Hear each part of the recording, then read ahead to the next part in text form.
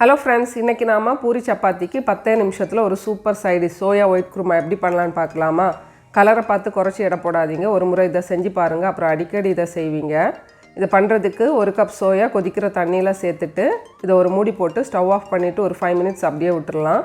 அப்புறமா ஒரு மிக்ஸி ஜாரில் 1/2 கப் தேங்காய், 3 முந்திரி, ஒரு சின்ன பீஸ் இஞ்சி, 5 பல் பூண்டு, 1 டீஸ்பூன் சோம்பு, 1/2 டீஸ்பூன் கசகசா, 1 டேபிள் ஸ்பூன் பொட்டுக்கடலை, 3 பச்சை மிளகா, கொஞ்சமாக கறிவேப்பிலை சேர்த்துட்டு தண்ணி சேர்த்து இதை நல்லா மைய அரைச்சி எடுத்து வச்சிடலாம்.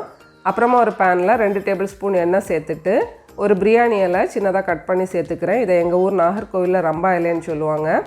இதை கிரேவியில் சேர்த்தோன்னா ரொம்ப டேஸ்ட்டாக இருக்கும், நல்லா வாசனையாகவும் இருக்கும். அப்புறமா இது கூட ஒரு பீஸ் பட்டை, 2 கிராம்பு, ஒரு பெரிய வெங்காயம் சேர்த்துட்டு இதை கொஞ்சம் பொன்னிறமானதும் இதில் நாம் அரைச்சி எடுத்து வச்சுருந்த பேஸ்ட்டை சேர்த்துடலாம்.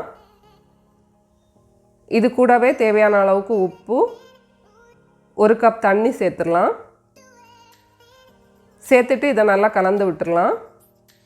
இது கொஞ்சம் கொதிக்க ஆரம்பித்ததும் நாம் ஊற வச்சுருந்த சோயா, 1 டீஸ்பூன் கரம் மசாலா சேர்த்துட்டு இதை ஒரு முறை நல்லா கலந்து விட்டுட்டு இதை ஒரு 5 நிமிஷம் ஒரு மூடி போட்டு வேக வச்சிடலாம்.